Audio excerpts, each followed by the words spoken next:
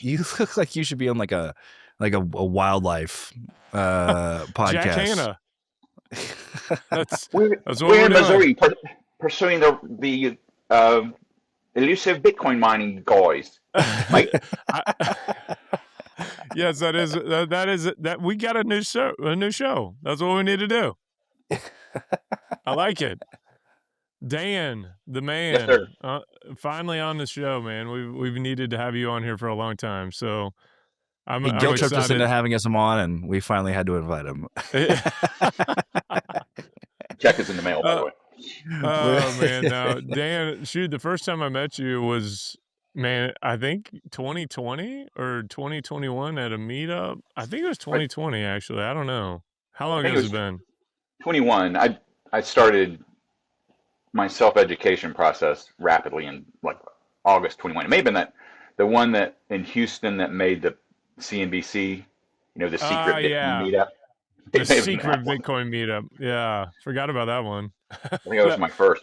oh, that was okay. Well, good. Yeah, I was talking at that one, so that yeah, I remember getting to meet you afterwards. But super sharp dude. You've got some cool operations going on. You come from the oil and gas space. We'll get into all that and let you kind of tell everybody else your background, your story. But Jake, I know you've gotten to know him too, and just super good dude.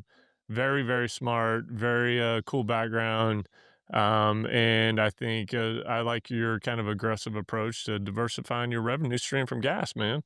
Thank you. It's when your revenue stream is negative, it's kind of out of necessity.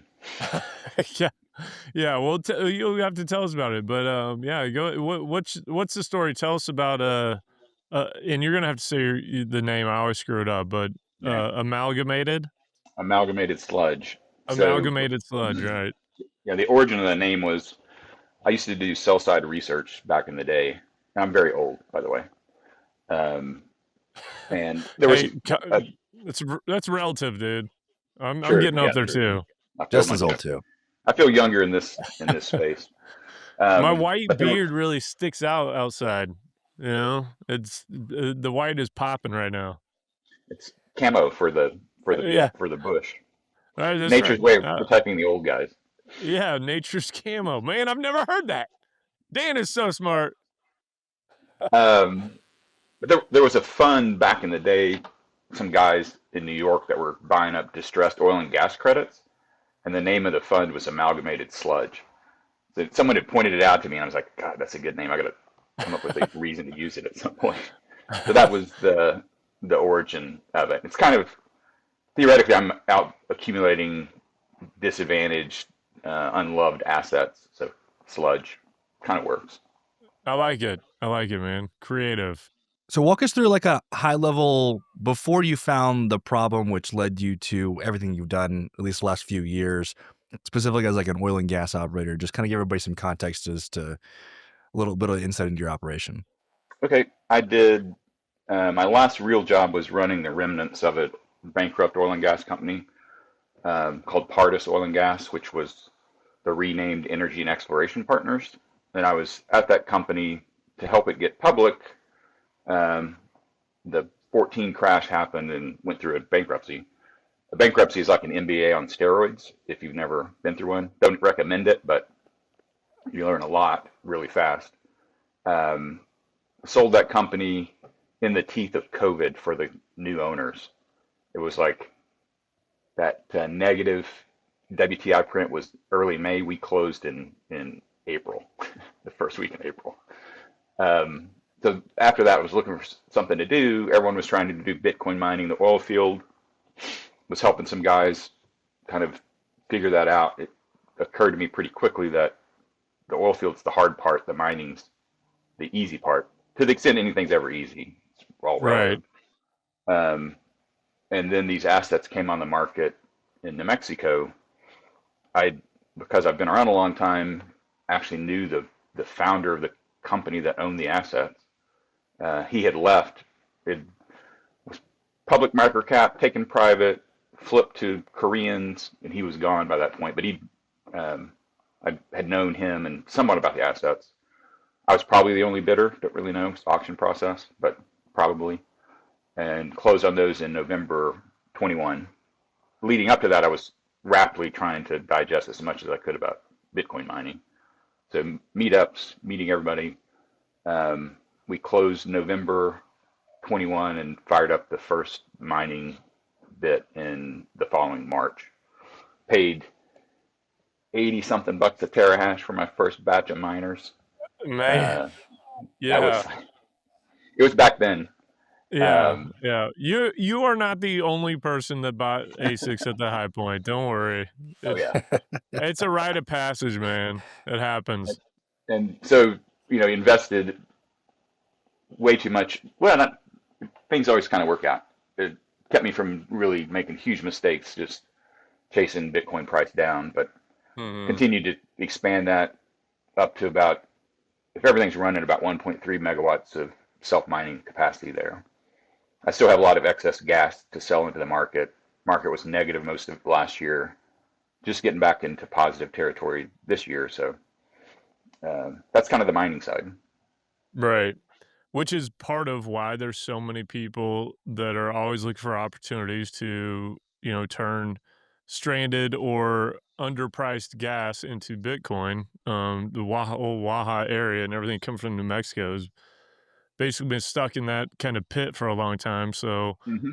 you obviously recognize that early on, and despite the purchasing ASICs at the high time, I still think that it's an aggressive approach that has a lot of, um, I mean, it's a good idea. Yeah. Market timing is, dude, that's hard to predict, man. Slow and steady hopefully wins the Hmm. race. My old I Right. have an uncle who bought cattle forever, and he was like, I just buy every year same amount in and out. Dollar kind of DCA at the cattle business because you can't DCA time and the market. cattle. I was literally just gonna say, like, DCA the ASIC market, because Mm-hmm. like that is kind of that's kind of what some people have sometimes lucked into. I know for me, I mean, I was lucky at that point. I had already kind of left Jay and been working on putting deals together at that point. But had I been in a situation to buy machines and do I probably would have done it too, right? Like, Oh yeah. I think I left in May of 22, so things had already started coming down so pretty dramatically, pretty fast. And but I look at it now, and it's like, man, my whole thesis has changed because of that last cycle on when to get into the mining game in the first place if you're looking to just be a straight miner. If your situation's a little different, and I do want to talk about some of the models that I've worked on deals that I'm talking to groups about, in particular oil and gas companies that have gas in their book already that they could do something else with, or if they don't want to put a pipeline in. But getting into the market in the bear market is like the best way to go, but Oh yeah. it's not even close. And that seems so easy for us to all understand, but it's like when Bitcoin tanks by 30, 40, 50% and your hash price is in the toilet, nobody really wants to go spend capital to jump in, but it's like that is the optimal time to go do it. Like by any metric I think you could look at. Um, but going back to what I was just saying about the models, I'm looked at some with gas prices being what they are. Have you looked at putting any just real old machines together, lowest capex possible, and just utilize your gas for that? Oh yeah. That's kind of how I'm running now. I'm basically running Okay. all, I'm M30 class. There's a few Mm, M50s. Um, and I've a lot of the machines I've added in the last year are actually hosting out of a revenue share mm, basis. mhm, Um, mhm. so that I was not in a position to stroke check for new ASIC, so that helped me get hash rate back up. And I think so. But your point's a good one. The industry's matured to a point with the availability of old ASICs that you can deploy those on. If your power cost is low enough, you can still Mhm. deploy those profitably, and the rate of return is actually better Oh, than buying the new stuff. It's no, insane. it's insane. Some of them I've looked at, like you're legitimately at like a 6 to 8 month payout, pretty easy. Yeah. And that I mean that's incredible. I was talking with a partner of mine. the other day about, payouts and different projects. And, he's talking about changing some things up on a distribution schedule and all this. And he's like, man, but this will push the payout out to like 3 years. And I'm like, yeah, that sucks. And he's like, but man, when I look at that compared to a lot of other investments I make, a 3-year payout's great. An 8-month payout is incredible. So, Correct. yeah, man, I think that there's still a lot of education the oil and gas companies got to go through, and like recognizing how to maximize value that they have on their books already this is probably for any West Texas operator or any New Mexico operator that's on the Waha-gas market. It's like, this is a no-brainer to me. Like, go buy some old machines, get some old equipment, and go fire up a mine and, generate some serious revenue and have a payout in a very short period of time. And you just run Yeah. them into the ground. Oh yeah, just buy new ones. They almost aren't worth fixing. Mhm. Right. Not new Right. ones. Buy What are you old ones. seeing, Dan, as like, so you coming in 2021, how have you seen the market change? You and I have been on like 20 panels together, really kind of talking about off grid and on grid, and it's like all the same talking points. But I'm curious, what has changed over the last 5 years? What or do you think we're moving at the pace that you thought we would? Are we moving slower than we would? What are you seeing, particularly from like the traditional oil and gas company side? Because I know that I'm seeing like the guys, like the 360 energy guys, seem to be having like a massive uptick of like Mhm. outreach. I have a lot of people who are constantly reaching out to me, really to kind of try like wrap their heads around it. But I'm curious what you're seeing. Like, are people actually going in and executing? Yeah, I thought last year was going to be the year of adoption for oil and gas guys because it was negative pricing. But hope springs eternal. You're not in this business unless you're an optimist. So the everyone Right. was holding out hope for price improvement, but it hasn't happened. And I harken back to that comment about the strip I think that we made before um, we started recording. But there's a thing called basis differential, which measures the difference between local pricing and the nationwide index at Henry Hub. In Waha market, that's always shown a recovery kind of back to a normal discount of 60 to 80 cents. Last September, October, that finally got beaten into submission by the market. And now that's firmly under $1, as low as $2 when you look forward. So people have always been able to look at the strip for hope. Now that hope's been dashed by the Waha basis strip. So people are finally throwing the towel, trying to figure out something new to do. So I think this is going to be the year of adoption. And you're right, the 360 guys are getting a lot of inbounds. I'm getting a lot of inbounds of guys trying to figure this out. And oh, by the way, the returns you were just talking about, Justin, get their attention to put their own capital to the work. That hasn't always been the case. Right. People run their model, they look at the latest ASICs, and they don't think about doing it on the Mhm. on kind of the poor boy path, and that really works. So Man, we're I seeing a lot I of think it's the best operators path. finally start to put their own capital. Yeah, yeah, it's gonna be a Right, year of a lot right. of adoption. I Yeah, think. I Well, think so too, and it's funny, I agree, I think there is gonna be a lot more, and, I think just people hearing more about, gas generation, whether it be for Bitcoin mining or, like, the new thing, AI, I think they're hearing so much of it from all these different angles that it's like, we have to start looking at how we can utilize our gas assets to maximize the revenue that we're gonna be getting returned. I think shareholders are gonna start expecting it because it just seems like it's out there everywhere, like, and granted, those are large scale deals in a lot of cases with the AI stuff, and so it's not even applicable, but it's the whole concept of just using your gas for something other than what you've traditionally used it for. I think that that is part of the education process. Oil and gas companies kind of move like dinosaurs, and they are the last ones to change. It feels like so. It hasn't surprised me that it's taken longer than what you or I or Jake would have thought. But we're super smart, so I think that might have something to do with it. I think it's a generational thing. I mean, you're Yeah. talking about typically a lot of older white guys who barely understand technology. Hey, Dan, you're not that old. You're not that old compared to the guys that I'm talking Are you about. trying You're to young compared to describe those me and guys. Dan right now? I'm calling you guys out. shots fired. But a lot of these guys don't understand Bitcoin. And so I think from their standpoint, if you give them a little bit of grace, it's like they don't want to be asked by their investors or their board to explain Bitcoin if they're doing Bitcoin mining and then look stupid, right? Right. Now, is that right? Should these, I mean, I think it's everybody's fiduciary responsibility to their family to like understand Bitcoin, not just like to your business.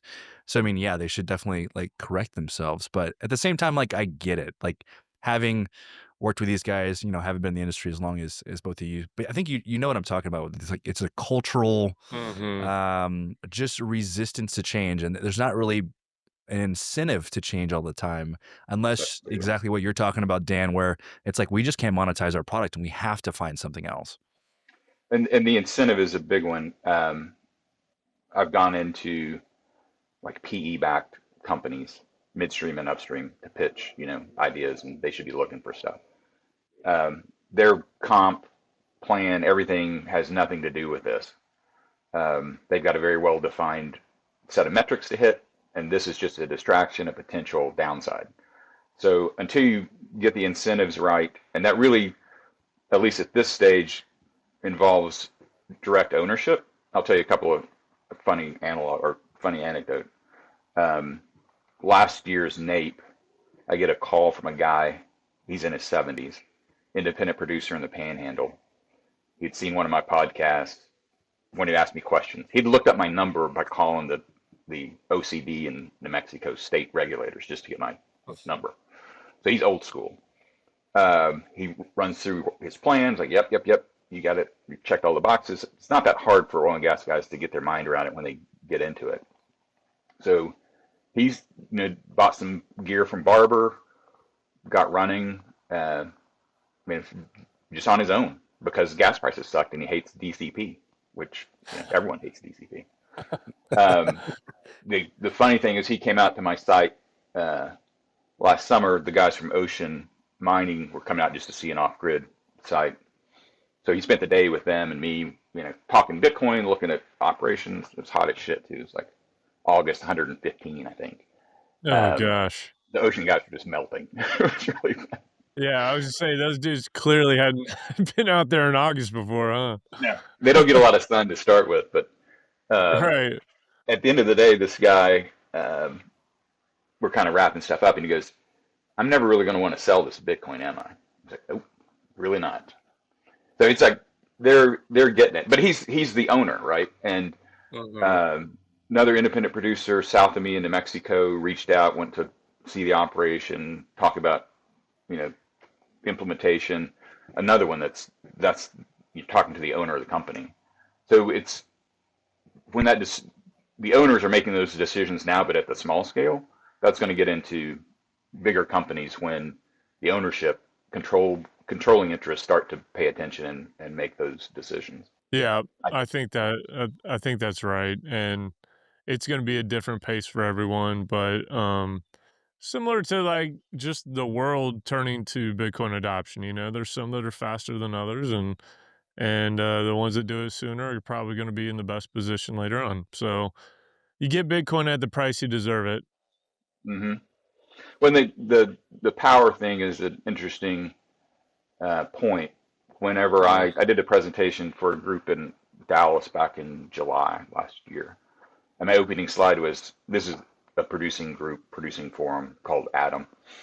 Oh yeah.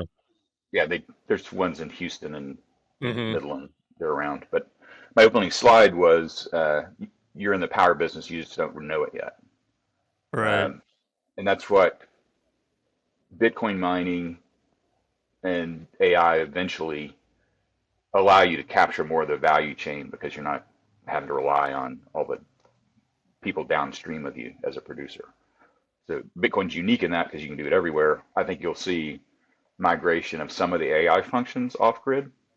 And then generally speaking, the on-grid mega miners are going to get increasingly driven off grid by power pricing, competition for the space. If you've already built the infrastructure, you've already seen them do it. It's like, we built this infrastructure. It's more valuable in the hands of a hyperscaler or AI company than it is in mining business. So it just Right. makes sense for them to redeploy those resources into that business. But where does that leave mining in the U.S.? It's going to be migrating further and further upstream, Right. I think.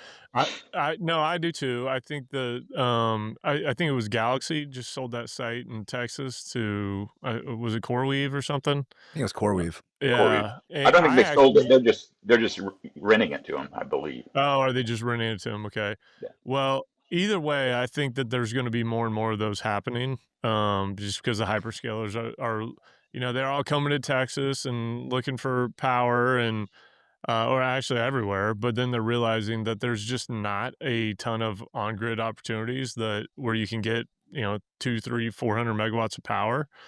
And so they're looking for off-grid, like behind the meter gas generation, or they're looking for, coal plants, well, not a whole lot of coal plants, but some coal plants. And they're looking for opportunities that are basically going to push miners to, like you said, either upstream further, or I do think there's going to in the future be almost a requirement that you're going to have maybe not the equivalent amount of Bitcoin mining that you have for AI, but you're going to have some type of block for that if you're going to be on grid as a AI group taking 300 megawatts or more, or 200, whatever the number may be, just from the ability to stabilize the grid. And I know Bitcoin miners got a lot of flack for a while. It seems like it's kind of died off, or maybe I'm just not reading it anymore, about our power usage and what that does to the grid, regardless of what you and I and Jake know about it stabilizing the grid. Now, an AI play that is just drawing 300 megawatts, not curtailing, and that is a drain on the grid. That's a grid instabilizing industry to me. So I think you are going to have some type of Bitcoin mining at those type of facilities in order to meet curtailment requirements that are probably going to come down the pipe. Because when people aren't getting power to their house or there's blackouts and you got data centers, regardless of it being Bitcoin or not, running 300 megawatts and they don't curtail during certain times, I just do not see that flying. I think that's going to have to be addressed. So I do think miners will get pushed off grid, but I think you're going to see more AI groups start implementing some part of their sites, basically keeping them as Bitcoin mining opportunities. Out of So necessity. yeah, Yep. right. Yeah, It's I shout out I to do. Farmer Tom. He coined the phrase mullet mining, and that's Moat mining? I haven't heard that yet. you haven't? It's Uh-uh. AI in the front, Bitcoin in the back. That's awesome. And Farmer Tom, and huh? oh yeah, but that's it's not just for grid optics and political impact. There's an operational need for that. You're right. AI loads are very highly variable. Huge Mhm. swings. I mean, huge swings, like Yeah. plus or minus 10 to 20% during the day on short periods of time. So to have a more stable load that can also flex, that's plugged Mhm. into the same connection. If you just try to figure out how to run a big AI load with generation, not on the grid, not that I'm doing this right now, but um, that causes lots of technical issues that have to be addressed, Mm. and mining can be a big part of that. Yeah. Mining fixes everything, man. It does, Nuclear, all kinds of stuff. It's a great option for a lot of different things. and your bank account drains it Right, right away. right, right. Um, I have a question for you, and it's kind of Mhm. related to AI. And I don't know what about it, but it's something I keep running into, and I haven't been able to figure out what a good answer is. But it's basically, and Jake, you can probably help on this too. What what is a greenfield site that can scale, 300 megawatts of gas-fired turbine power, assuming you could actually get a gen set or a turbine there at scale. Um, what is that worth on a megawatt basis? Bitcoin mining greenfield, I still think around 50K a megawatt is for a greenfield site is a fair market type of price. I don't understand the whole economics behind the AI behind AI. I don't understand what they're generating in order to be able to pay what they can pay on a per kilowatt hour basis, or why they can, pay upwards of, I don't know, 100, 200,000 a megawatt for power. Like what is how does the mining or the AI economic model work? Do you have an idea on that? An evolving one. But it's a question I'm actually working on right now. If you look at Hut 8s, they had some press release recently talking about their AI implementations, and they threw out a revenue number kind of per megawatt, and it was in the, I think it was 250, 270 bucks a megawatt on the revenue side. So Hmm. they've got costs in there and capital, lots of capital to deploy. That kind of gives you, at least at the top end, what the revenue stream looks like from the AI business that they're talking about. The other thing you learn pretty quickly is they're all very different. Um, Hmm. Dedicated LLMs are very different from functioning inference models. I mean, there's a wide range of revenue models on the AI side. And the bottom line, they're not dissimilar from miners in that they want the cheapest possible available, but their threshold for profitability is just a lot higher on the total power cost side. And then when Yeah. you look at the total cost of a project, a 250 megawatt project fully loaded on the capital side might be $8 billion for an AI company, which is just insane. Right. And then you think about your site acquisition being, $100 million. It falls into the round off. Right. That's a Right. slippery slope to go down, because you can't just throw money away. But it puts on a relative basis your power and site costs are 10-15% of the total project cost. Hmm. So there's a lot more room for movement down there. But that's still, we're in the price seeking mode on that question precisely, Justin. It's No one really knows what the number is. It's getting Hmm. hashed out right now. Yeah.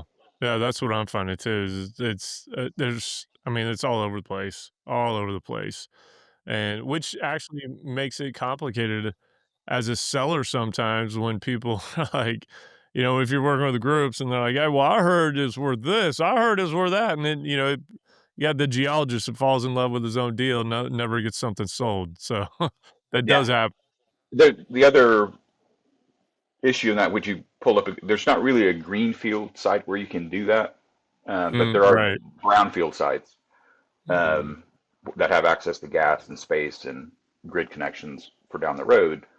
If you want to go spin up 250, 300 megawatts of power and be online as an AI data center, there's only a handful of ways to do that. I mean, be online by the end of the year or within 12 mm, months. That's really hard to pull.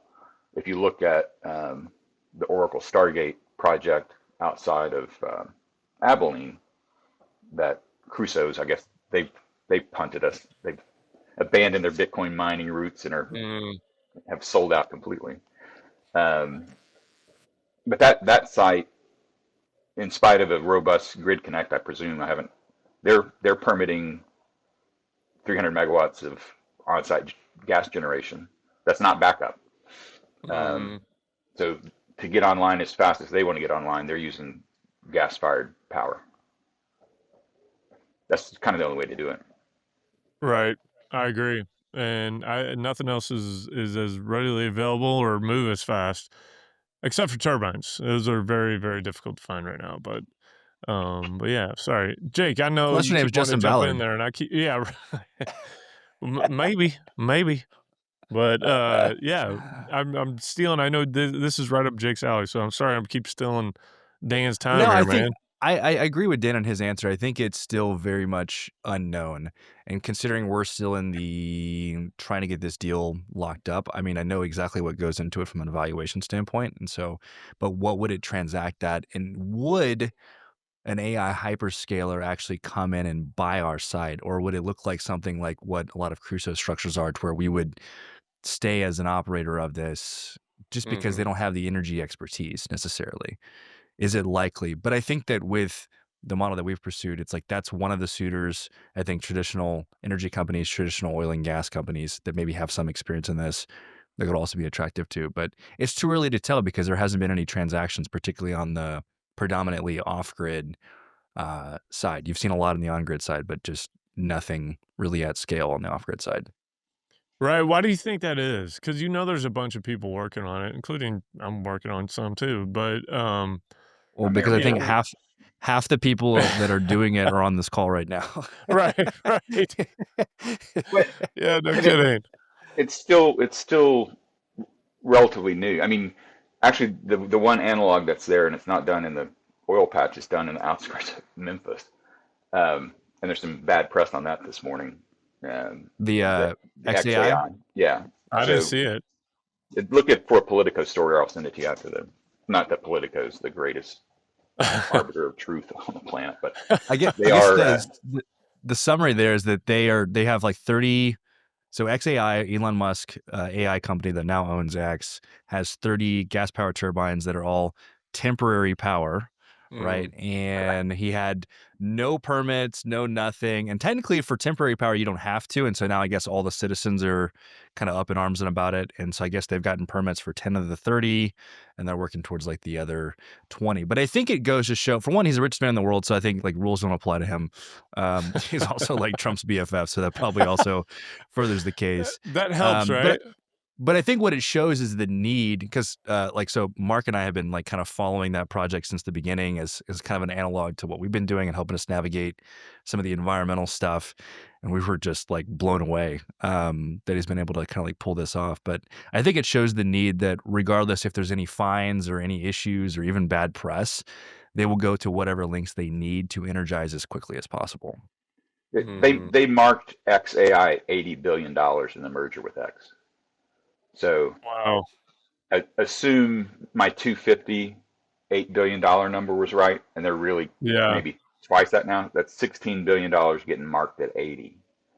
So you can pay some fines Yeah, to make yeah. that happen. There's Not that I a little advocate that. I mean, I think it's almost as easy to do it right from the start, because I know the cost of adding those controls to those turbines, and it's Mhm. not that much. Yeah, It yeah, adds about a penny a kWh to your power cost, which is in the yeah, context of AI, they can afford that. So it's right. kind of shitty for them to run that way, but you can do it, and the economics kind of can compel you to. Yeah, no, there's a little bit of a arbitrage between 16 and 80 billion. So I Yeah. guess yeah, that can be incentive enough, I imagine. Well, Yeah, from their standpoint, it's a zero sum game. And mm, we've talked about this on at least the last like 5 episodes, but it's like, what are you willing to pay to own a portion of the underlying fabric that runs modern society? And that's right. what it's coming down to. AI Yeah. is getting integrated into every facet of our life, and there's going to be probably one clear winner, and then maybe like two or three kind of like secondary smaller players. It's going to be it's the same thing as the iPhone. iPhone has been the clear winner now globally. Samsung was a lead for a long time, and then you've got Samsung. You've got like two phones that run pretty much the entire world, to my knowledge, Isn't right? that And it's gonna be the crazy same though? thing with AI. It It's is crazy. wild to me. It is wild to me. Like the amount, dude, honestly, I use AI for so much now in my life. I can't imagine what 10, 15 more years of AI development is going to be like because it's going to be it's going to be remarkable, and I think everything will probably be built on top of it, unless we have some type of catastrophic event, which could happen, and we're all living in the dark ages again. But I'm fine either way, actually. So I'm just it blows my mind, like, the amount of capital you see going into it and the value of it, but nobody seems to also understand what it's gonna be like. you know, 5, 10 years from now. So that's what's crazy to me is like putting It's all the this dumbest money it'll in it. ever be today, Right, right? It's right. only gonna get smarter, and the same applies to power demand. Power demand's the lowest it'll ever be today, and tomorrow will be higher and continue to grow in perpetuity, especially as you're getting a lot of I think what AI is gonna help us enable is bring a lot more of the world out of poverty and out of third world countries and bring them into first world countries. I think that's one of the great things, eradicating diseases, all that kind of stuff. Not to go on a crazy side tangent, but I'm curious, Dan, since we're on the topic of AI, not just powering AI and running AI, but from a utilization standpoint for like your operation, what are you using it at all or are you not using it at all? I'm not and should be. I'm still pretty much a one-man band as far as everything that I do, which is stupid. But AI should empower me to get a lot more done as a sole proprietor, which I just haven't exploited it yet. And I haven't seen, um, back on the mining side, just ASIC monitoring and stuff. There's got to be ways you can turn an AI agent loose in your Yeah. foreman or whatever system you use to do stuff smarter and faster. Which, Oh, I'm yeah, sure.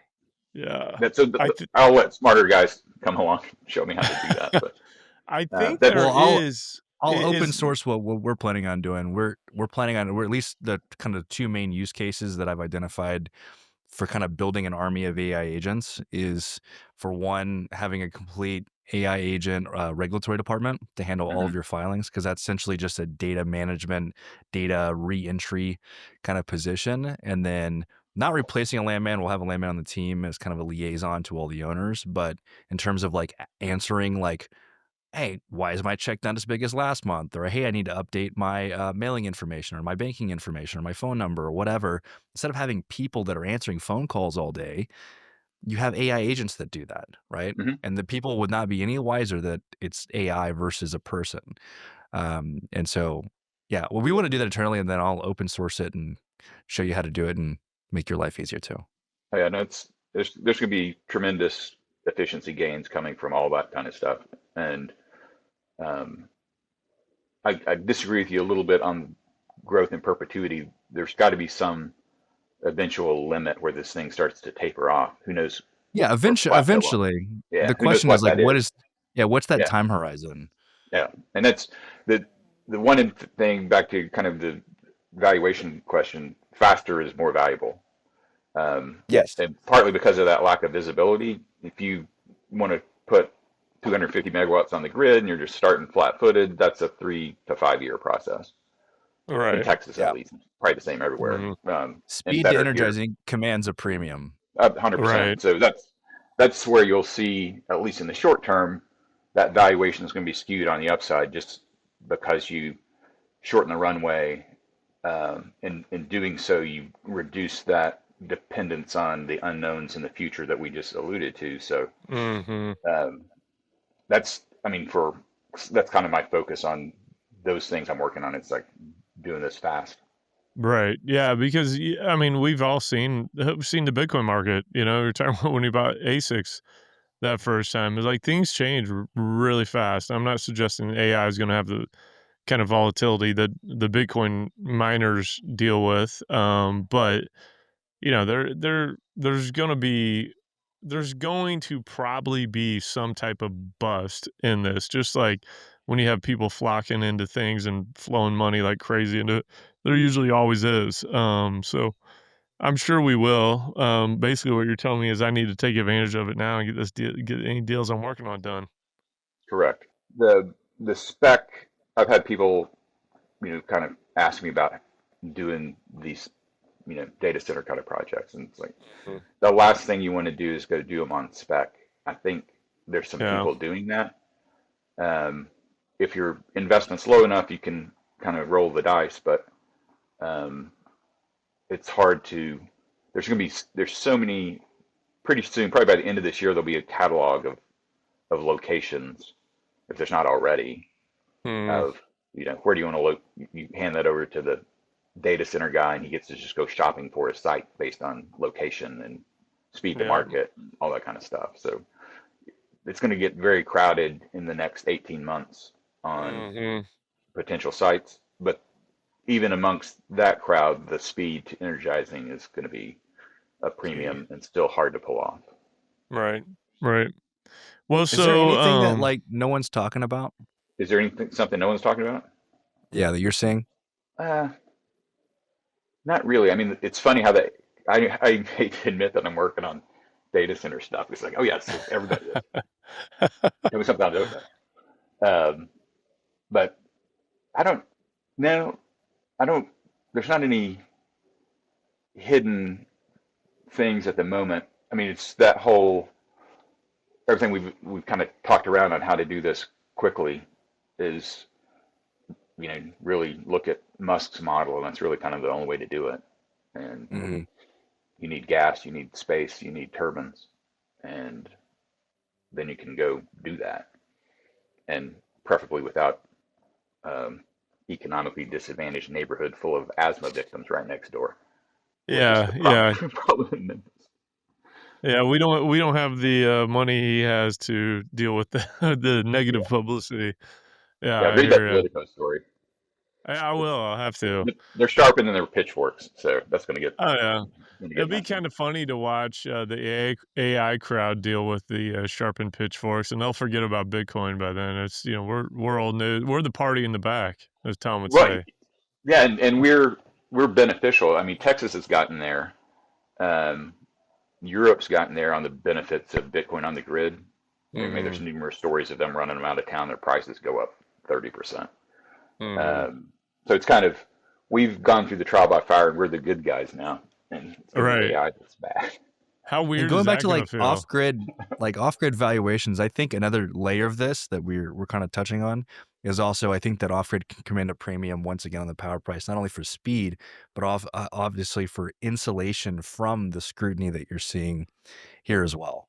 It's hard to be completely off grid at that scale, but you're right, and I think in Texas at least, in fact, the House bill, forget the number, that's percolating right now, gives you preferential treatment if you bring your generation to the party, right? It's like, yeah, you can plug into the grid, but you got to bring some power with you, BYOP. Hmm. So I think you're going to see a lot more of that in these larger projects. There's going to be a power development plan that goes with it, which is also beneficial to the grid. They tried to incent construction of gas-fired peakers with the Texas Energy Fund. Those guys are dropping like flies just because of the economic uncertainty. Well, if I do that, but I've got my own load that's coming in the door with me, that's Right. a whole different equation. Yeah, and I think they're gonna have to do that. It kind of goes back to what I was saying about having Bitcoin mining on site if Mhm. you run a big AI. I don't see how the politicians are going to be able to spin it if they don't end up requiring something like that in the event some event happens. And that's all those guys worry about is how they're going to tell their story and keeping the constituents somewhat happy and appeased. The power on in their house is a big part of that. So I just don't. I think it's completely inevitable. It'll be everywhere. Everywhere's going to end up requiring something like that. So it'll be interesting. But I do. I think the whole AI move is recognizing that there's just not these opportunities, to go set up shop on grid, and that yeah, there's about to be a big flux. Like if you were starting a Bitcoin mining operation today, which you have very recently, and I have too, not very long ago, where would what would be your ideal way to go start? What kind of power source? Where would it be? What kind of miners? What would be your layout of? Assuming no capital constraints. You have all the Right, Yeah, capital in the right. world Assuming and you you're have the setting up capital, the right. most optimal setup. I think it's gas fired in an advantageous market, which is Waha, probably for the Hmm. foreseeable future. ACO's right there as well. So Rockies gas, Permian gas. The I would probably go ahead and do um, hydrocooling more than immersion, probably, but uh, one of the two, and build it so it's durable enough economically to survive the next epic. So you got at least six Hmm. years of runtime on the investment. Hmm. but keeping the power cost low makes your, you know, the economics and the flexibility and the optionality that you have, um, you know, is super important. And you can only do that with low cost power. But gas fired and you can do that at scale in those Hmm. markets. That's what you do. You have permitting. Yes, you got to permit these generators and you got to operate them responsibly. But especially with the new tenor at the EPA, they've there's a Senate bill to repeal some of the hazardous chemical designations that they've made, and then I think Zeldin just by edict has reversed the CO2 is a poison rule, which permeates through all of the or so much of the regulation that's been come out in the last 5 years. Um, Hmm. there's at least sanity coming back to the regulatory environment. Um, that'll make operating that kind of a facility, you know, large scale gas fired facility, especially when it's in the middle of the freaking desert, uh, far away from any kind of population center, much easier to do from a regulatory environment. So I think regulation pendulum's kind of coming back our way finally. Um, the gas markets are going to continue to be depressed in these oil basins where gas is a byproduct. Hmm. You can't build pipelines fast enough to get it out of there. So local takeaway, local offtake, and consumption is going to continue to be a great opportunity. You think that's going to stay the case even if you know, gas prices at NYMEX shoots up to $5-6? You think we'll still see Waha super suppressed?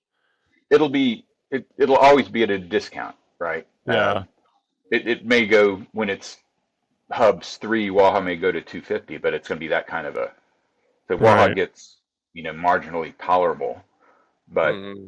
when hub goes to 5, that takes power prices. If you think about gas fired power as sort of the marginal power in the US, which it kind of Hmm. is, that sort of sets your marginal pricing.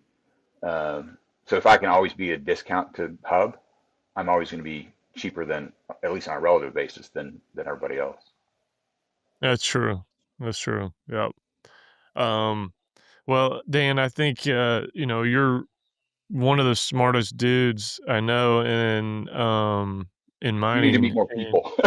well, no, no, you're You're a the very only guy sharp we know in dude. mining, Dan. So Yeah, you're you're the you're only at the one we top. know. So yeah, that no, but you're a very, very intelligent guy, and you know, we didn't touch on your background as much, but you know, you're an engineer. You come back from oil and gas, or you come from an oil and gas background, so you know what you're talking about on this stuff. And like you said, you got some of your own production, and you've been in the big companies, and now you're kind of doing your own thing. And yeah, I've got nothing but respect for what you've been doing over the last few years. And I remember that first time I met you, and I could tell, I'm like, "It's an interesting dude. He's got long hair." He's like, you know, he kind of got that little like, I'm a educated, very sharp professional that has this hippie streak, and I was like, man, I think I want to be like Dan.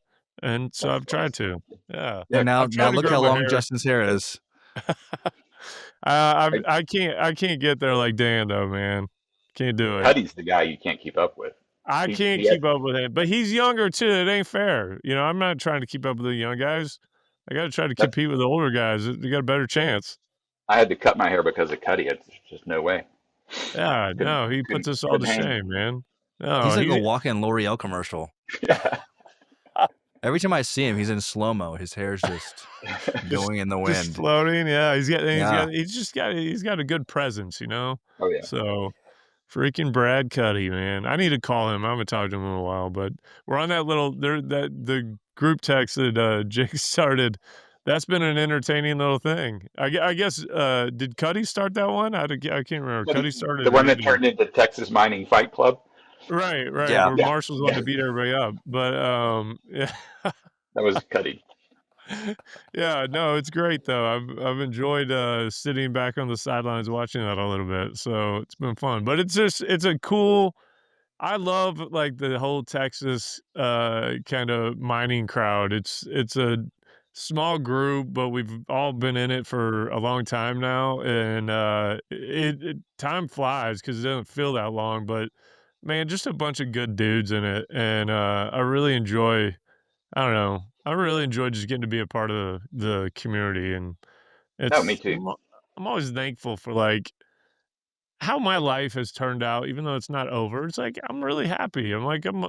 I enjoy the people I'm around. I enjoy what I get to do, and I get to talk to cool people all the time. And yeah, we got a good life. We got a good life, Jake. We're making it. Yeah. And I'm up in Missouri right now, feeling good being outside. I'm like, oh man, gosh, I'm gonna spend my whole summer up here. The people have been really fun. I mean, for me as an old guy coming out of oil and gas, I mean, it's a very collaborative industry. Um, so that's, if you need help with something, there's people willing to give you advice, even, physical help. Like another chat, I'd help some guys with a super small off-grid site in not far from Childress, actually. And Mm, they're having difficulty running supervision. It's like, hey, I know some other guys with a site in the neighborhood. You can probably talk their pumper and get him to make the lap by there. It's that collaborative.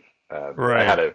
I blew the main breaker on on my biggest genset last year, and those things are just hard to find. The Giga guys had one in inventory. It's like hot shot it to me at a decent price. It's kind of it's just a fun industry that way. Yeah, man, it's great. Shout out to Giga. I love those dudes. Uh, They're the coolest, smartest 16-year-olds I've ever met in my life. What Lostro's now got a tuxedo on his profile pic. He's ditched the gym Oh, shorts. So Mr. Fancy What? Pants, huh? yeah, I don't know what's going on there. Man. Yeah, no, I don't know. I wonder if that's from his wedding or something. I don't know. But Must be.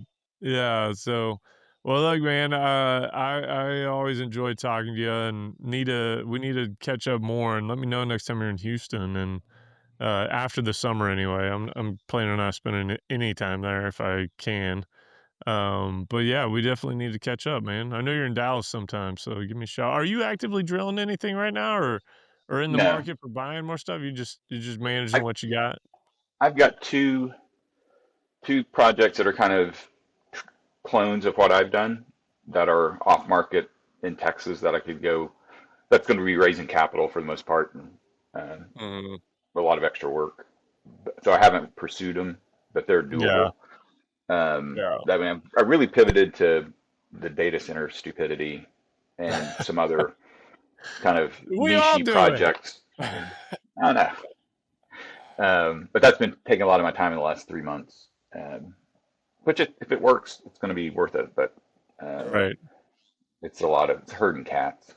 And these Oh, tech yeah. guys are an interesting breed relative to oil and gas guys. It's like uh, talk about something. Yeah. It's like, well, I'm gonna call the CEO. It's like, don't just call the CEO. You got to. There's like a chain of command that we kind of work through here. Right. But they're just, which is admirable. They're just like, so getting the culture. That's a cultural split between Right. how tech world operates and how old school oil and gas operates, which has been kind of fun to help manage as well. Yeah, yeah. They're definitely a different breed for sure. Jake does a good job of kind of he can play in all these worlds, man. You know what I mean? He could be in the Hmm. tech world, he could be the oil and gas world. He's like super cool, and you got all the trendy vibe stuff going on. You just got it all, Jake. I don't know. I'm a little bit of a chameleon. We all are. Humans are. We're just. I think we're naturally that way, man. In a If lot of ways. if you're not, you're going to get stepped on. That's the Yeah, if you're a chameleon, you're at least changing your stripes enough, and they're not going to be able to see you to step on you. But that's true. That's true. Well, shoot, man. I don't got anything else, Dan, but I do want to get together next time you're around. So give me yeah, a shout. 100%. Yeah, I'll be in Houston at least once or twice in May, Okay. towards the end of the month, Yeah, yeah. and Let me Yeah, know. I'm assuming you're we'll going to be be there there. on the 19th I will be there on to the 19th. the super secret event.